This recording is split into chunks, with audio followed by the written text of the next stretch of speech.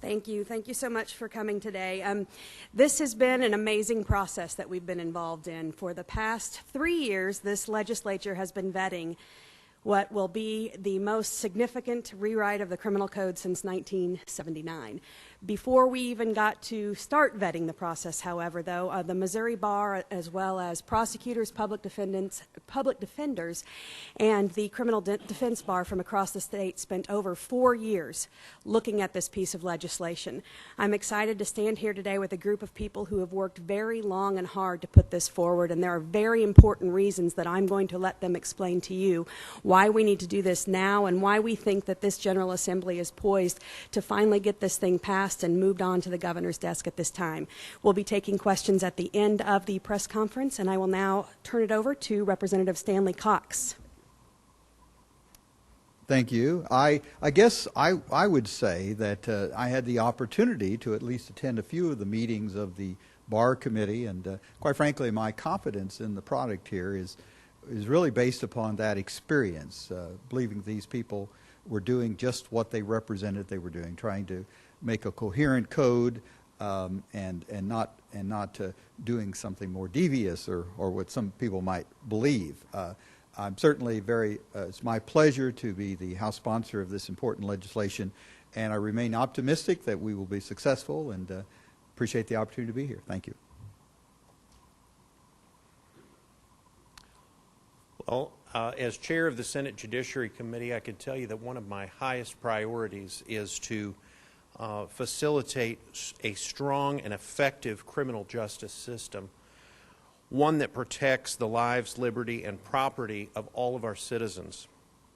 We need to deal justly, and we need to deal swiftly with those who commit crimes, especially crimes that are violent against our citizens. A clear, concise, and understandable criminal code provides judges, prosecutors, and public defenders with the tools they need to deal effectively with violent offenders.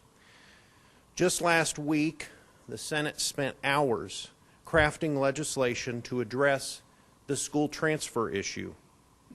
In previous years, we've dedicated lengthy debate to equally weighty issues like economic development and tax reform.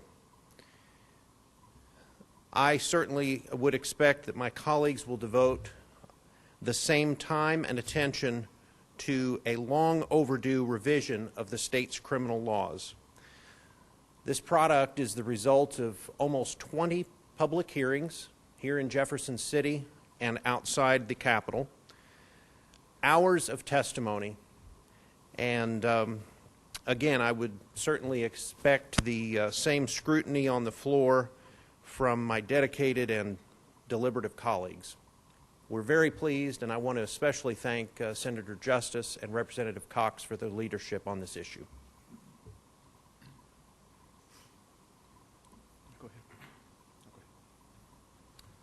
I'm Jack Brady, the current president of the Missouri Bar, and I just want to reiterate what Senator Dixon said and thank Senator Justice, Representative Cox, and Senator Dixon for their leadership and sponsorship of these bills in the House and Senate. You know, it's been a long time, 35 years, since the code was first reorganized, and that's what we need to do with it right now, is get it reorganized. There's been a lot of bills that have been passed since then that create some inconsistencies, and that's what we're doing. We're just reorganizing the bills, and I want to thank all of the lawyers in the state, prosecutors, public defenders who have worked so hard. It's taken 4 years to get it to the legislature, and now we've had 3 years at the legislature. I think the time has come to pass the bill, and I thank everybody for their support. I am Matt Selby. I'm the president of the Missouri Association of Prosecuting Attorneys, and MAPA is an organization that is made up of the 115 elected prosecutors in the state of Missouri. And this criminal code revision that is in front of the General Assembly at this time, as the other persons have said, it modernizes antiquated statutes, it consolidates duplicative statutes, and it brings new tools for prosecutors to use so that we can successfully prosecute cases and do what is right in every case, in every situation. It gives us more tools. And MAPA endorses this revision, and we support this revision because it promotes public safety. It promotes public safety. And there are several examples of that a few of my fellow prosecutors and members of some of our victim advocacy organizations would like to talk about. So, Steve. I'm Steve Sokoloff, prosecutor in Dunklin County and a member of the bar committee that drafted this. One of the things that is of significance is that the new code revision takes the strongest approach to assault crimes in Missouri's history. Those who commit violent felonies will have their punishments increased on second and subsequent offenses, as opposed to a third offense under the current law. And we believe that this will help us, as Matt said, give us more tools to effectively prosecute and deal justly with those who commit offenses against the citizens of our state.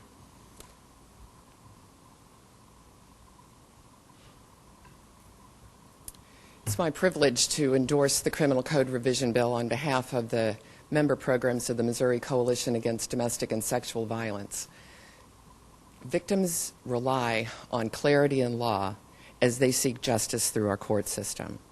The revisions in the Criminal Code Bill advance that work to ensure that victims of crime are afforded safety and justice, and that offenders are held accountable. The process has been very inclusive throughout the drafting of the criminal code revisions to ensure that the voices of victims of crime and their advocates are included and that our concerns were addressed in the bill. While I have great nostalgia for the music of the 70s, I think that we all benefit from laws that are drafted to be of the present day.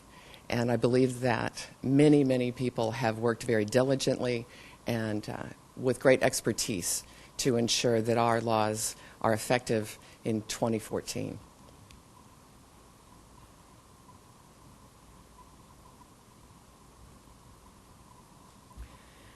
I'm Jennifer Joyce. I'm the circuit attorney for the city of St. Louis. And one of the saddest things you have to do as an elected prosecutor is meet with a family who has a member who's been killed by a drunk driver.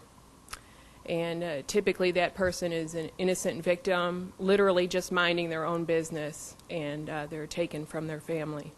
And one of the things that's so important about this criminal code revision is that it sends a powerful message to people who decide to drink and drive.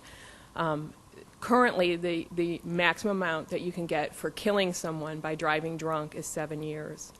Under this criminal code revision, that would be increased significantly, and they would have to spend a decade in prison.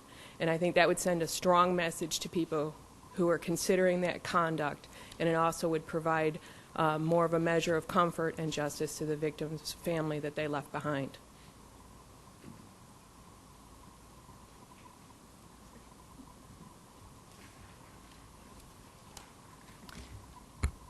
My name is Emily Van Schenkoff, and I'm the Deputy Director at Missouri Kids First. We're a statewide organization that works to address and prevent child abuse, and I represent the state's 15 child advocacy centers. This is one of the most important bills being considered by the Missouri General Assembly, and I want to say very clearly that our state's most vulnerable citizens, our children, have been protected and prioritized in the criminal code process.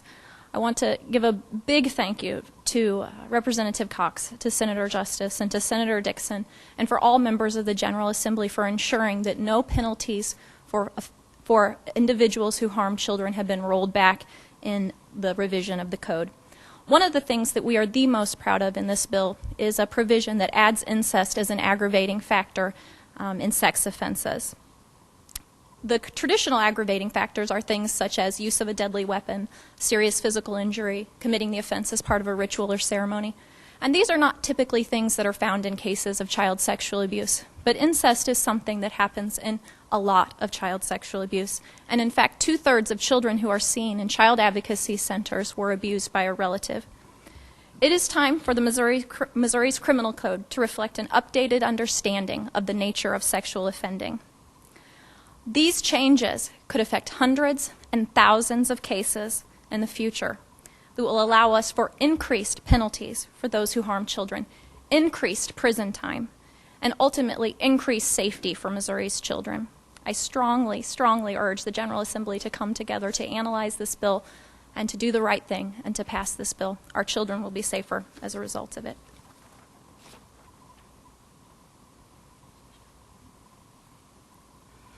Good afternoon. My name is Dean Dankelson. I'm the Jasper County Prosecuting Attorney. I want to follow up a little bit of what my colleague Jennifer Joyce said a minute ago.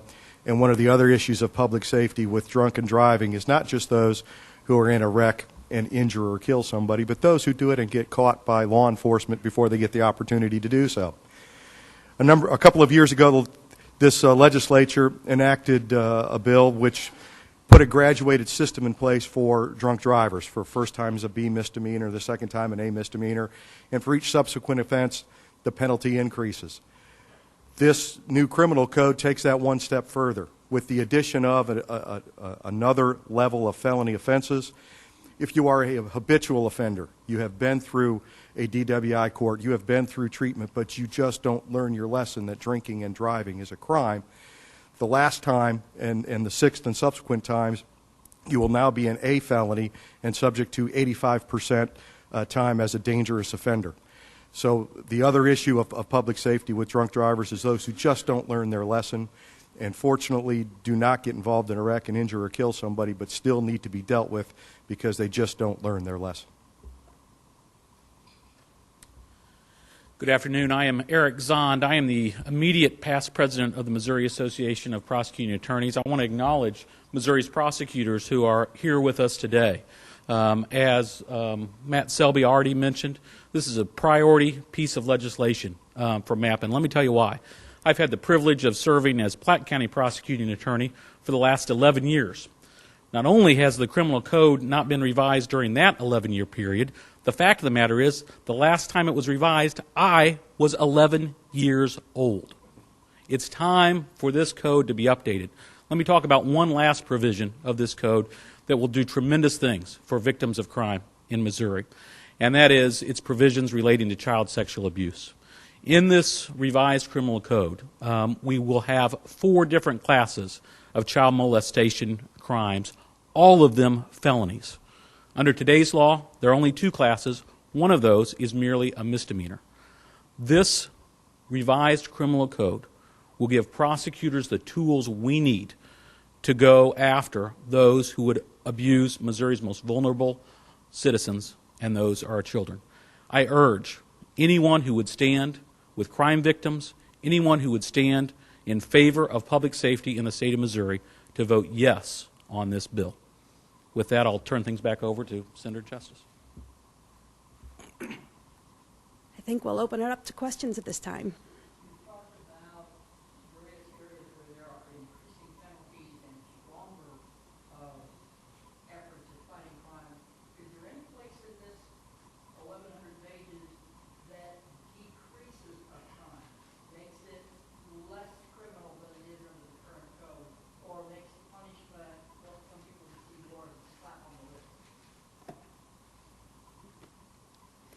First of all, I want to make it clear that there is no decriminalization of anything in this code, and nothing is less of a crime. There are only crimes, which we're now going to be referring to as offenses once this code passes, but there is no making something less a crime. A crime is a crime is a crime.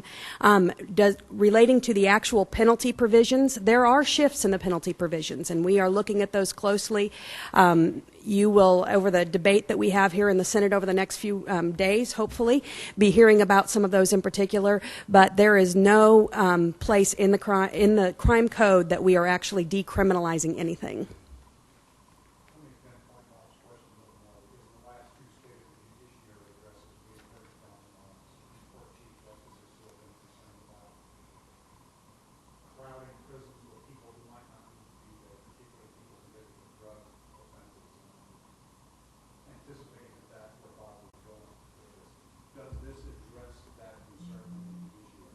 There are provisions within the bill right now that would look at first-time possession of marijuana as a Class D misdemeanor. A Class D misdemeanor is a crime. A Class D misdemeanor comes with a penalty. The first offense would not come with a with a jail sentence at this time. That would be a change. The reason that we're doing this is exactly what you just said. We are doing this because we need to make sure that we are not just tough on crime in this state. We need to make sure that we are smart on crime in this state.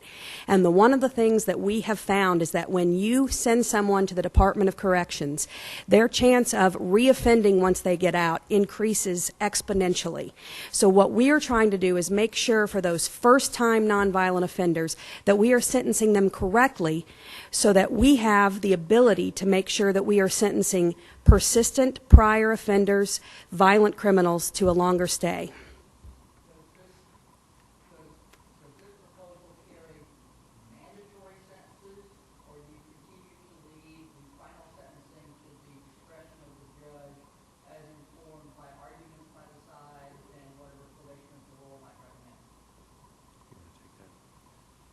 It's as is. There is no mandatory sentencing like you would see on a federal level.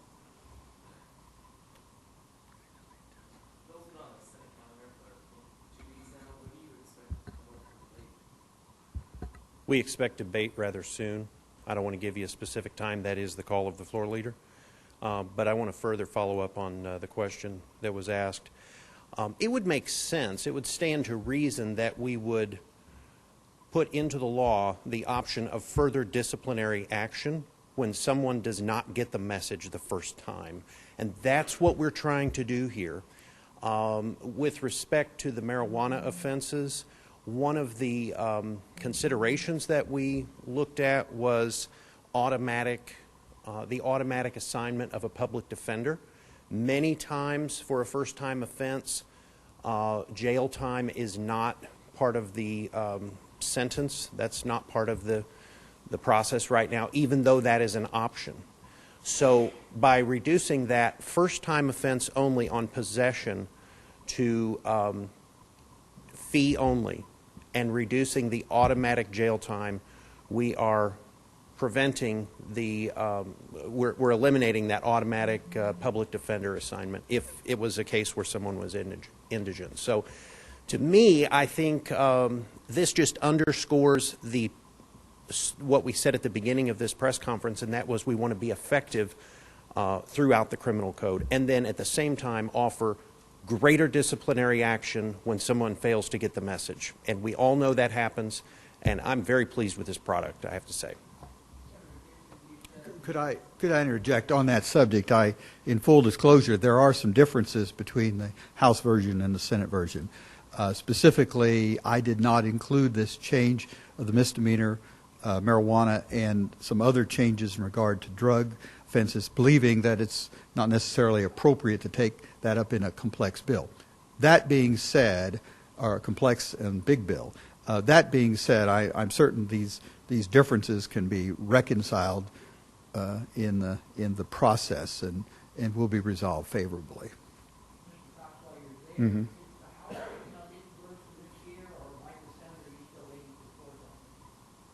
We're actually not out of rules yet. We're waiting for action by the Rules Committee.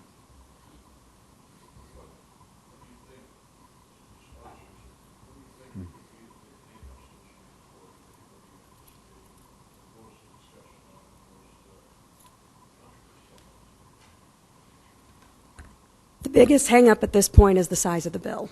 There is no question that there are people that have concerns about their ability to read and synthesize all of the information within the bill. That's why we have spent an extraordinary amount of time as a legislature vetting this bill. It's been filed for 3 years now.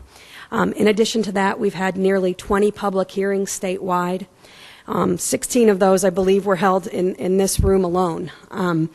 We have had a portal open, thanks to the office of Senator Dixon and his amazing staff, to the public on the internet for over a year now to take in public information and testimony on that. And so I believe, Bob, that probably the biggest issue that we're going to have is explaining to people that this is something that is necessary, and it is something that they don't need to be fearful of, that we have read this bill multiple times, that we have thoroughly vetted the bill. And so I think that'll be the biggest issue that we face on the Senate side, at least.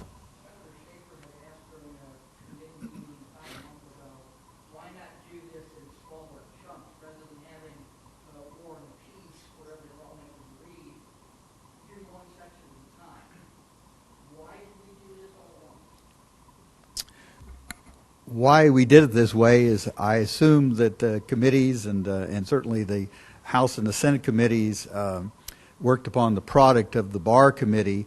The idea of having some sort of division of it, I don't know. I guess I don't know even if that was discussed. But the point is, we have reached this point, and it is not a bill that is divisible in any timely manner. I mean, that committee could take it over for the next couple of years and redo it into 4 pieces. I'm sure they're very capable people to do it, but the problem is that it just doesn't fit that as something that could be done in a committee of the House or the Senate. And if it could be done readily, we could do it, but it would take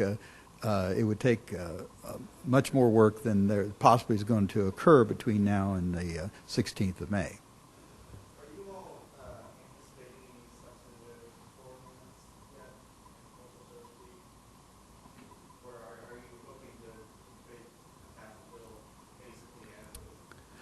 We actually passed this bill last year. We essentially took what we passed the House version last year and added 16 amendments in committee, or 14 amendments in committee. There could possibly be on the House side a floor amendment, but I have not yet discovered a reason for it. I think if there's one more question, and everybody else should be scheduled for some more round.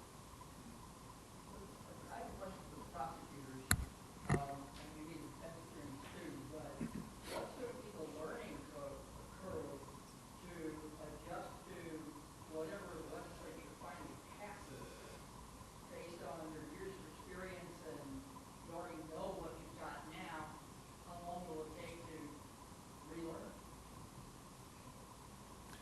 Well, as I said before, it's for the most part, it's not relearning. It's reorganizing and consolidating and bringing things up to date. The differences aren't that great, and there is an extra class of felonies. There'll now be 5 classes instead of 4, but the laws that are in those classes are the same laws that we currently enforce. It just gives us more tools to make the punishment fit the crime better. So I don't think there'll be any sort of great learning curve for prosecutors. And the thing I'll just point out, too, that all these people standing behind me, other than right here, are members of our organization. These are all elected prosecutors, and we're standing here today because we stand behind the code and asking the General Assembly to pass it. Thank you all for your time. We appreciate it. Thanks very much. Good to see you. Good to see you.